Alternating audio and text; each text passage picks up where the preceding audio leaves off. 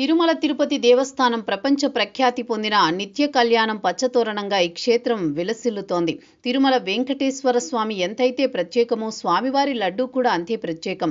ఈ లడ్డూకు సంబంధించి patent rights కూడా తిరుమల తిరుపతి దేవస్థానం సొంతం. ప్రపంచంలో ఏ క్షేత్రానికి లేని విశిష్టత ఈ ఆలయానికి ఉంది. ప్రతిరోజు స్వామివారి అన్నదాన కేంద్రంలో 90,000 మంది దాకా ఉచిత భోజనం చేస్తూ ఉంటారు.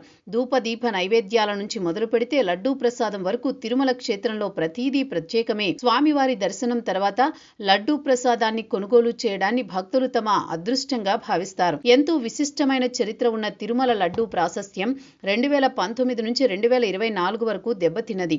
2019 నుంచి 2024 వరకు ఏపీలో వైసీపీ అధికారంలో ఉంది. ఆ సమయంలో తిరుమల తిరుపతి దేవస్థానంలో లడ్డూ తయారీ బోలేబాబా ఆర్గానిక్ డైరీ నుంచి 68 లక్షల కిలోల నెయ్యిని తిరుమల తిరుపతి దేవస్థానం కొనుగోలు చేసింది. ఆ సంస్థ పాలు లేదా వెన్న లేదా నెయ్యి తయారు చేసిన దాఖలాలు 2024లో కూటమి అధికారంలోకి వచ్చిన తర్వాత వెంకటేశ్వర స్వామి లడ్డూకు సంబంధించిన వ్యవహారం బయటపడింది. ఆ సమయంలో లడ్డూ తయారీలో కల్తీ నెయ్యి వాడారని తెరపైకి సరికొత్త విషయాలు వెలుగులోకి వచ్చాయి. ఈ నేపథ్యంలోనే కూటమి ప్రభుత్వం ఈ కేసును సిబిఐకి అప్పగించింది. సిబిఐ కొంతకాలంగా లడ్డూ తయారీలో చోటు చేసుకున్న అక్రమాలపై ప్రత్యేక దర్యాప్తు చేపడుతోంది. ఆ దర్యాప్తుకు సంబంధించిన నివేదికను ప్రభుత్వానికి సిబిఐ అందించింది. ఈ నివేదికలో దారుణమైన విషయాలు వెలుగు చూశాయి.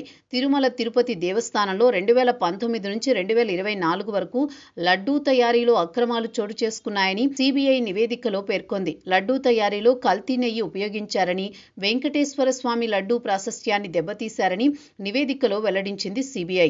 2019 నుంచి 24 వరకు దాదాపు 64 లక్షల కిలోల నెయ్యి కొనుగోలు చేశారని, ఇందులో అనేక రకాలైన రాజకీయ ఒత్తిళ్లున్నాయని సిబిఐ తన నివేదికలో పేర్కొంది.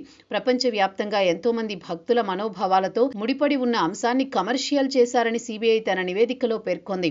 ఇప్పటికే ఈ వ్యవహారంపై కూటమి ప్రభుత్వం ఆగ్రహంగా ఉంది. వైసీపీ తీవ్రస్థాయిలో విమర్శలు చేసింది. ఇప్పుడు సిబిఐ నివేదికలో కూడా అక్రమాలు జరిగాయని తేలడంతో కూటమి ప్రభుత్వం ఎటువంటి చర్యలు తీసుకుంటుందో చూడాలి.